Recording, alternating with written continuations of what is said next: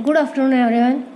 Book keeping and accountancy में हमने जितना भी अभी तक कोर्स किया हुआ है वो आपको अपने रजिस्टर में कंप्लीट रखना है और जितने भी सवाल कराए गए हैं उन सवालों में यदि कोई प्रॉब्लम आती है तो आप मुझसे कॉल करके पूछ सकते हैं या व्हाट्सएप पर भी आप मैसेज डाल करके अपनी प्रॉब्लम सॉल्व करवा सकते हैं। जब भी जूम मीट रखी जाती है आप सबको प्रेजेंट होना कंपलसरी है। उसमें आपकी जितनी भी प्रॉब्लम्स होती है वो अपन फेस टू फेस सॉल्व कर सकते हैं। तो आइए, जितना हम कर चुके हैं उसके बाद नेक्स्ट स्टार्ट करते हैं। हमारा चैप्टर चल रहा था ट्रायल बैलेंस, जिसे कि तलपट कहा जाता है। यह एक सूची के रूप में या स्टेटमेंट के रूप में होता है, इसे अकाउंट नहीं कहा जाता। ट्रायल बैलेंस जब प्रिपेयर किया जाता है तो सबसे पहले उसमें जर्नल कंप्लीट होना चाहिए और जर्नल के थ्रू जब लेजर में पोस्टिंग हो जाती है और उसमें जब उसके बैलेंसेस निकलते हैं उन बैलेंस की सहायता से एक जो लिस्ट या स्टेटमेंट बनता है वही ट्रायल बैलेंस होगा। तो कल हमने जो इसकी definition, meaning and characteristics, needs, ये इसके सारे पॉइंट्स देख लिए थे। इसके बाद फॉर्मेट भी आपको बता दिया गया था। इसका कोई फिक्स ऐसा फॉर्मेट नहीं है, लेकिन फिर भी यह एक लिस्ट के रूप में जब हम बनाते हैं तो उसमें कुछ कॉलम जरूर होना चाहिए। तो वह कॉलम भी हमें जो कल देखे थे हमने वह एक बार आप और देख लीजिए। ट्रायल बैलेंस, इसका हेडिंग होगा ट्रायल बैलेंस एज ऑन। जो मंथ की या ईयरली जब हम इसे बनाते हैं तो लास्ट डेट जो होगी वो यहाँ पर डाली जाती है। लेजर अकाउंट्स में उन खातों के नाम लिखे जाते हैं जिनके बैलेंसेस हम यहाँ लिखेंगे। एलएफ का कॉलम ये हम ब्लैंक छोड़ेंगे। अमाउंट में डेबिट एंड क्रेडिट अमाउंट के कॉलम रहेंगे। जो डेबिट अमाउंट का कॉलम है उसमें हम वह अमाउंट लिखेंगे जिसका अकाउंट को हमने डेबिट बैलेंस के रूप में यहाँ पर लिखा है, और क्रेडिट बैलेंस में वह अमाउंट आएगी जिसका क्रेडिट शेष या क्रेडिट बैलेंस निकला है। इसके जितने भी ये पॉइंट्स दिए हुए ये आपको पढ़ना थे, आपने ये पढ़ लिए होंगे। यदि आपको कुछ इसमें प्रॉब्लम आती है तो आप मुझसे पूछ सकते हैं। अब हम इसके आगे देखेंगे 8.5 methods of preparing a trial balance. एक ट्रायल बैलेंस बनाने की कौन कौन सी विधियां होती है। The following 4 methods of preparing a trial balance are in use. First, total method.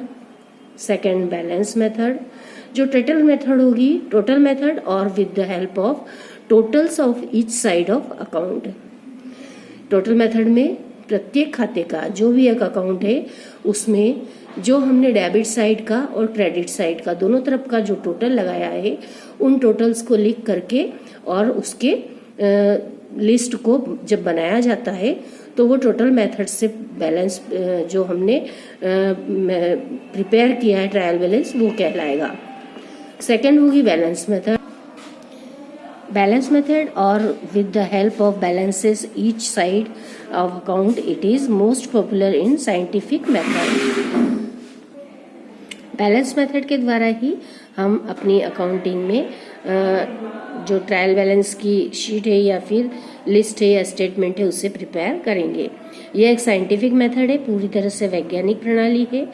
इस मेथड को यदि हम अपनाते हैं तो हम दोहरा लेखा प्रणाली के पूरे नियमों का पालन कर रहे हैं, ऐसा माना जाता है। थर्ड मेथड है टोटल एंड बैलेंस मेथड और combined method, combination of the above first the and second method of for which 4 columns are drawn, that is 2 column for each method. जो थर्ड मेथड है उसमें total और balance दोनों का combination है। जो first में हम टोटल्स लिखते हैं तो अमाउंट के हम 2 कॉलम में टोटल के लिखेंगे, डेबिट एंड क्रेडिट का, और बाद के जो 2 अमाउंट वाले कॉलम रहेंगे उसमें बैलेंस मेथड के थ्रू हम सम करेंगे। मतलब जो फर्स्ट मेथड और सेकंड मेथड है दोनों को मिला करके यदि कोई एक मेथड बनती है तो वो थर्ड मेथड होगी। टोटल फोर्थ मेथड है total method excluding account having equal debit and credit totals. जो फोर्थ नंबर की मेथड होती है उसमें टोटल मेथड उसे कहा जाता है। उसमें से उन खातों को छोड़ दिया जाता है जिनके टोटल दोनों साइड के इक्वल हो। मीन्स अगर डेबिट साइड का टोटल भी 20,000 है और क्रेडिट साइड का भी टोटल 20,000 है तो ऐसे खातों को छोड़ दिया जाता है। तो यदि हम फाइनली देखें तो इसमें जिन अकाउंट्स के बैलेंसेस निकलते हैं तो वही बात वही हो गई जो सेकंड मेथड है, बैलेंस मेथड के द्वारा ही हम सवाल करते हैं। तो फोर्थ मेथड जो है वह भी यही मेथड होगी जिसे बैलेंस मेथड को के थ्रू हम सवाल करते हैं, वैसी ही मेथड फोर्थ होगी। तो हमने जो चारों मेथड देखी है उसमें से जो हम सवाल करेंगे पहले भी बता चुके हैं कि बैलेंस मेथड के द्वारा ही इसमें हम सवाल करेंगे। अब बैलेंस मेथड को एक बार डिटेल में और देख लेते हैं। बैलेंस मेथड और with the help of balances, meaning under this method balance of each account is drawn which may be either debit or credit. In the debit and credit column of the trial balance, such balances are entered and the grand total of both the columns are found out. If they tally with each other, it supports the arithmetical accuracy of books. If there is any discrepancy, it indicates that some sort of errors must have been committed in the books. जो balance या जो शेष method है, इस विधि से जब हम trial balance prepare करते हैं तो प्रत्येक खाते की जब हम बैलेंस निकालते हैं तो तलपट के खाते में या ट्रायल बैलेंस के सामने, खाते के सामने, अकाउंट के सामने उसकी बैलेंसेस लिखी जाती है, उनके बैलेंसेस को लिखा जाता है। डेबिट जिसकी बैलेंसेस होती है उसे डेबिट के अमाउंट के कॉलम में, और जिनकी बैलेंस क्रेडिट के साइड में होगी उनके क्रेडिट कॉलम अमाउंट के कॉलम में सारी अमाउंट लिखी जाती है। यदि दोनों ही उनका टोटल बराबर आता है तो हम ये कह सकते कि जो दोनों के अकाउंट है, जो दोनों के कॉलम है अमाउंट वाले, उनमें किसी तरह की कोई जो अंकगणितीय या अर्थमेटिकल कोई प्रॉब्लम या एरर नहीं हुई है। यदि दोनों ही खानों के महायोग में या टोटल में अंतर रहता है तो यह हम मान सकते हैं कि खातों में कहीं न कोई त्रुटि या कोई भी कमी रह गई है। तो इस तरह से इसके एडवांटेजेस देखेंगे। Merit of this method, balance method के लाभ, it is very convenient, it is very popular and scientific method, the figures are short and, the grand total can easily be drawn, it is more helpful for preparing final account, it minimize the number of accounts, closed accounts and accounts having no balances are not considered, it saves labor and times।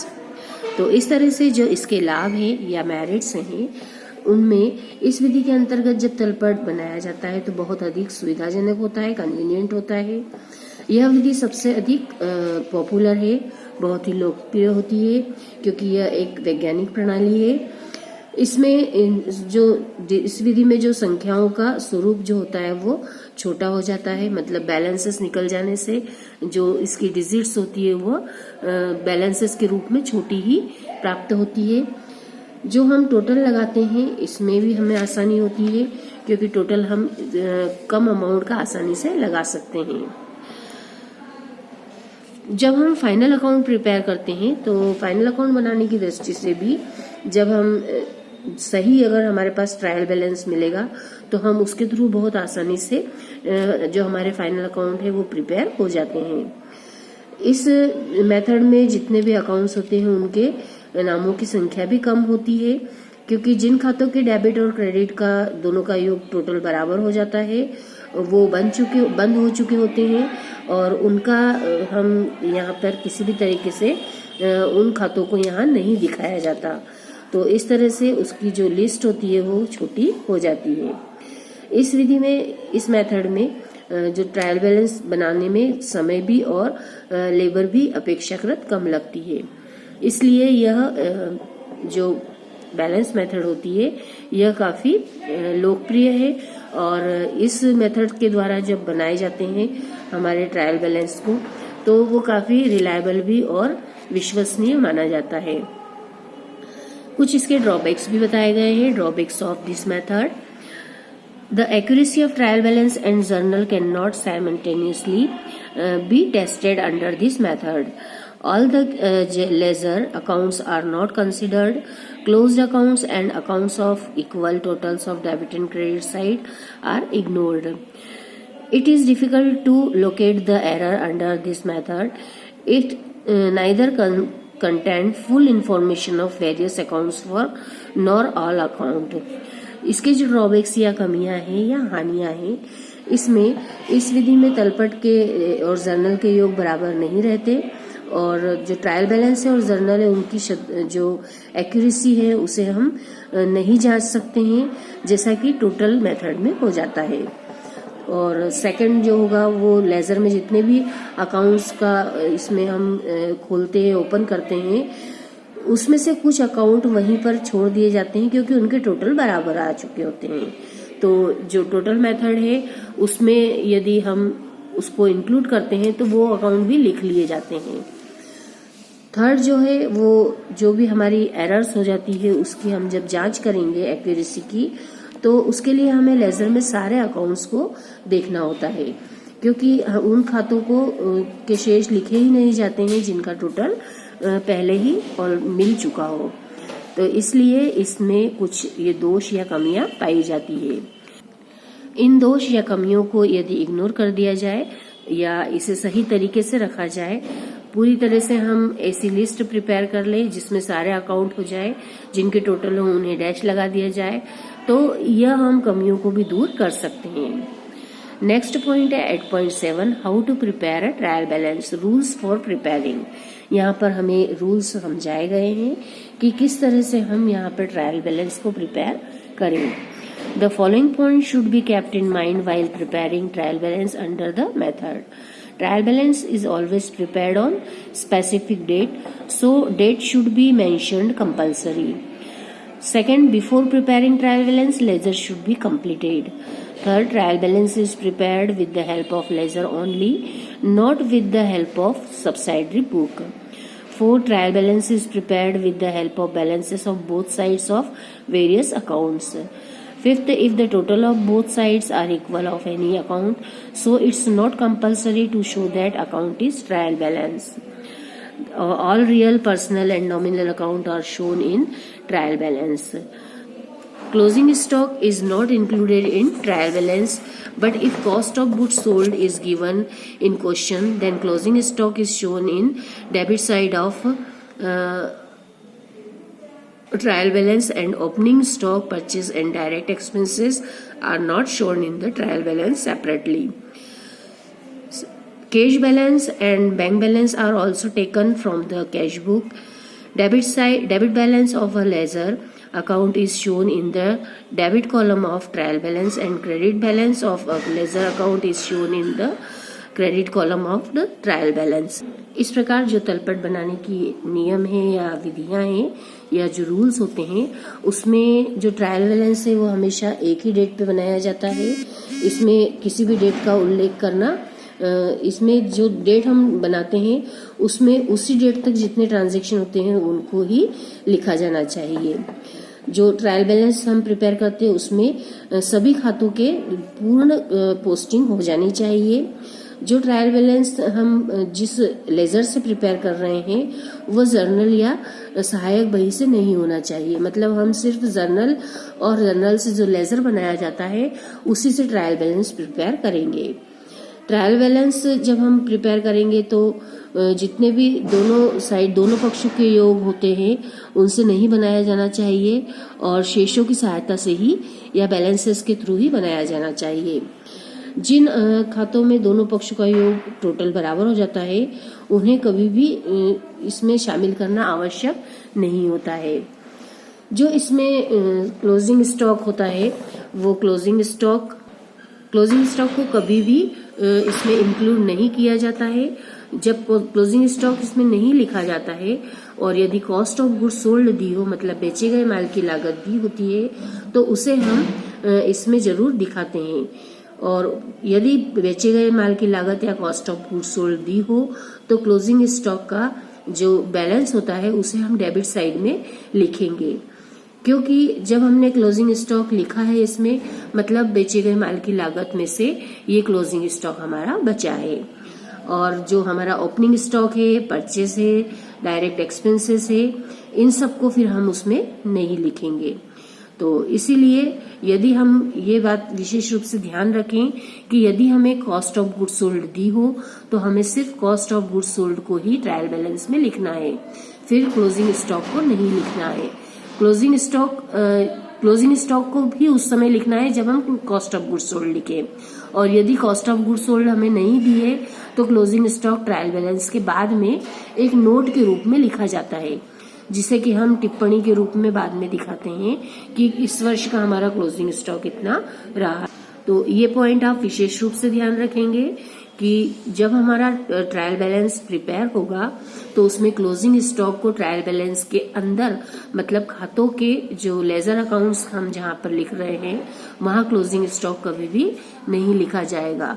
पूरा trial balance complete होने के बाद नीचे जब उसका total लगा लिया जाएगा, जब हमारा ट्रायल बैलेंस कंप्लीट होकर बंद हो जाएगा, उसके नीचे एक नोट के रूप में या एक हम सिंपल खाली क्लोजिंग स्टॉक लिख करके उसके अमाउंट को लिख देंगे।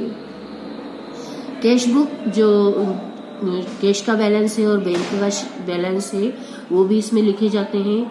लेजर में जितने भी डेबिट बैलेंसेस है उनके डेबिट कॉलम में अमाउंट लिखी जाएगी, और जिनके क्रेडिट बैलेंसेस है उनके क्रेडिट में अमाउंट लिखी जाएगी।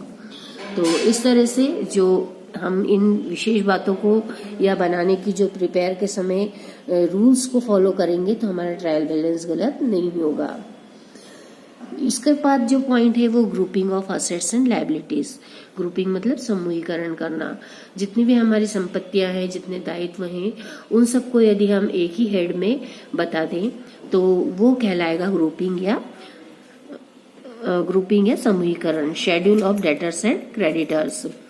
It is generally observed that the number of persons personal account is greater than that the real account and nominal account. These personal accounts may have debit balances or credit balances. Personal account having debit balances are known as debtors and those have credit balance are known as creditors.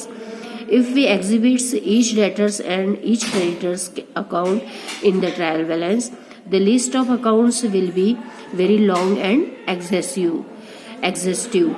For the sake of convenience,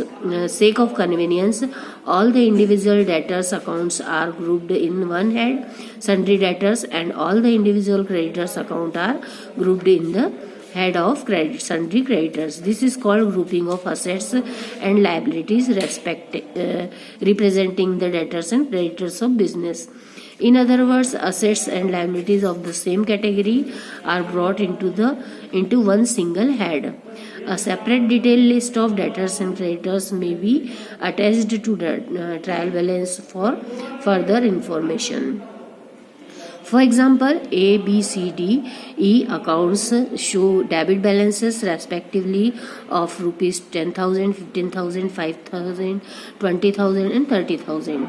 So instead of recording them individually, we can record as sundry debtors mentioning the total amount of 80,000.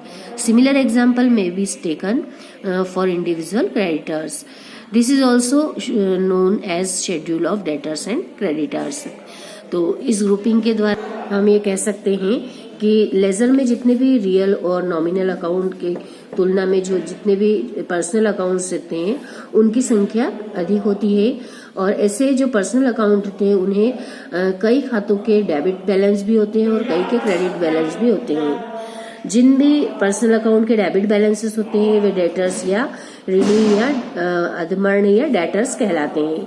इसके विपरीत जिन व्यक्तियों के व्यक्तिगत खाते credit balances दिखाते हैं वे सारे creditors होते हैं।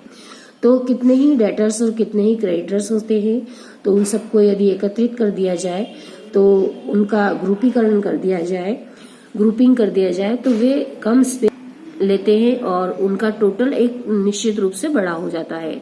लेकिन बहुत सारे नाम लिखने की बजाय हम एक ही हेड लिख करके और उनकी टोटल को लिख दें तो वो ज्यादा कन्वीनियंट रहता है। तो यहाँ एग्जाम्पल के द्वारा भी आप देख सकते हैं। तो इस तरह से जब हम किसी एक हेड में असेट्स को, लायबिलिटी को जब हम एकत्र कर देते हैं तो वो कहलाता है ग्रुपिंग। तो आपको यहाँ तक ही क्लियर हुआ होगा। अब हम देखेंगे trial balance with the help of the list of balances. ये आपको बहुत ही ध्यान से देखना है, क्योंकि ये जो लिस्ट है जिसमें always debited and always credited, ये आप यदि अच्छे से ध्यान रखेंगे तो आपको कभी भी सिलेक्ट करने में कुछ प्रॉब्लम नहीं होगी कि कौन से अकाउंट का बैलेंस हम कहाँ लिखें। Sometimes a list of balances of various accounts is supplied to the students for preparing the trial balance. Hence, before constructing the trial balance, we should sort out of the accounts of debit balances and credit balances cautiously. This requires sufficient knowledge of identification as to which account always have debit balances and which one always have credit balances.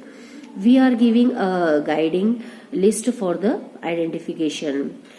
तो इस तरह से कभी कभी जब परीक्षा में हम देखते हैं कि कई सारे जो ऐसे स्टूडेंट हैं जिन्हें यह क्लियर ही नहीं होता है कि उनको डेबिट बैलेंस कहाँ लिखना है और क्रेडिट बैलेंस कहाँ लिखना है, मतलब कौन से का बैलेंस, कौन से अकाउंट का बैलेंस डेबिट होगा और किसका क्रेडिट बैलेंस होगा। तो इसलिए उनके लिए एक सूची दे दी जाती है। तो उस सूची को देख करके वे डिसाइड कर पाते हैं कि कौन से बैलेंस उसको हमें डेबिट में रखना है और कौन से को क्रेडिट रखना है। तो यह जानने के लिए कुछ ऐसे बैलेंसेस हैं जिनको सदैव डेबिट करना रहता है और किसी को कुछ ऐसे बैलेंसेस होते हैं जिन्हें हम हमेशा क्रेडिट बैलेंस के रूप में लिखना रहता है। तो यहाँ दो आपको लिस्ट दी हुई है, accounts which always have debit balances and account which have always credit balances. जो डेबिट बैलेंसेस हैं उनमें सबसे पहले आते हैं असेट्स, फिर है लॉसेस। असेट्स मतलब संपत्तियां, लॉसेस मतलब हानियां, एक्सपेंसेस यानी उनकी जो खर्चे होते हैं, ड्राइंग्स मतलब जो आहरण है जो प्रोप्राइटर पर्सनल खर्चे के लिए निकालता है, फिर है सेल्स रिटर्न मतलब विक्रय वापसी, फिर है डेटर्स, डेटर्स मतलब देनदार, परचेजेस मतलब क्रय, बैड डेब्ट्स डूबत ऋण, डिस्काउंट अलाउड जो हमने डिस्काउंट दिया है, गुडविल मतलब वो ख्याति, बिल्स रिसीवेबल प्राप्य बिल, कैश इन हैंड जो हमारे पास नगद कैश है, कैश एट बैंक जो हमारे बैंक में पैसा जमा है, प्रीपेड एक्सपेंसेस मतलब पहले से जो हम खर्च कर चुके हैं, ओपनिंग स्टॉक जो हमारे पास लास्ट ईयर का क्लोजिंग स्टॉक बचा हुआ होता है वो इस वर्ष ओपनिंग स्टॉक होगा, कैश विथ पैटी कैशियर जो हमारे पैटी कैशियर के पास बची हुई कैश है वह भी डेबिट बैलेंसेस के अंतर्गत आती है। तो इन बैलेंसेस का आप विशेष रूप से ध्यान रखेंगे। इन जितने भी अकाउंट्स के यदि बैलेंस आपको दिखाई दे रहे हैं तो उन्हें आपको हमेशा डेबिट में ही लिखना है। अब accounts which always have credit balances, first है कैपिटल मतलब पूंजी, क्रेडिटर्स लेनदार, आउटस्टैंडिंग एक्सपेंसेस अदत्त व्यय, ऐसे सारे खर्चे जिनका हम पहले से यूज कर चुके हैं जो हमें देना बाकी है, इनकम एंड गेन्स जितनी भी हमारी प्राप्तियां हैं, आय हैं, सेल्स मतलब जितनी भी हमारे विक्रय हैं, परचेज रिटर्न जो हमने माल परचेस किया था वो हमने वापस दे दिया है, डिस्काउंट रिसीव्ड जितना हमें बट्टा प्राप्त हुआ है, कमीशन रिसीव्ड जो हमारे पास कमीशन प्राप्त हुआ है, रेंट रिसीव्ड जो हमारे पास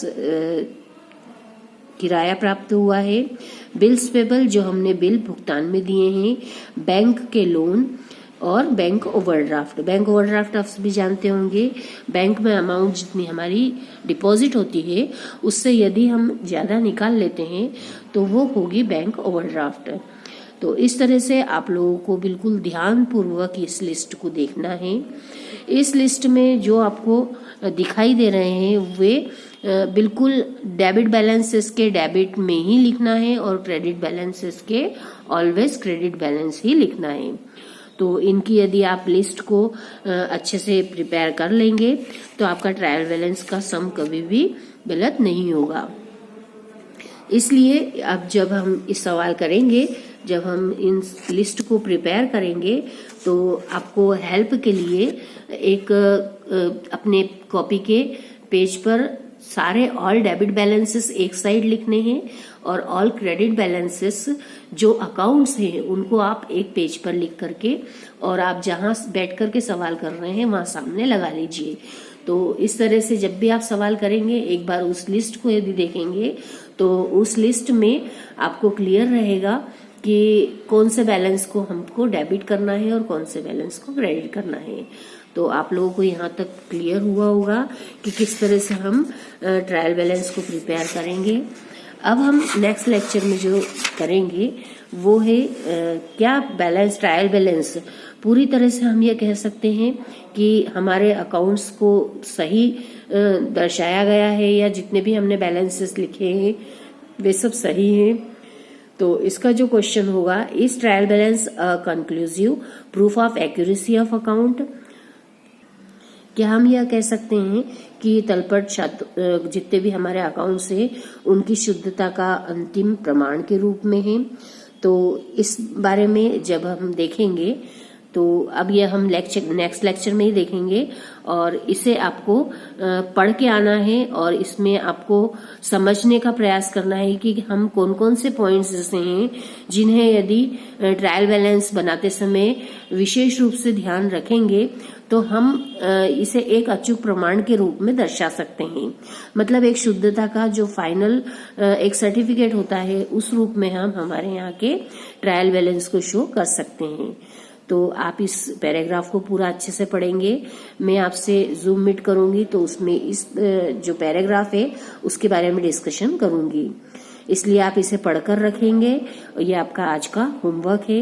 इसके पहले का जितना मैंने आपको बताया उसे विशेष रूप से ध्यान रखना है और इसको थ्योरी को आपको कंप्लीट पढ़ करके और याद रखना है, क्योंकि इसकी थ्योरी यदि आपको याद रहेगी तो आप सवाल करने में अपने आप को काफी सहजता महसूस करेंगे।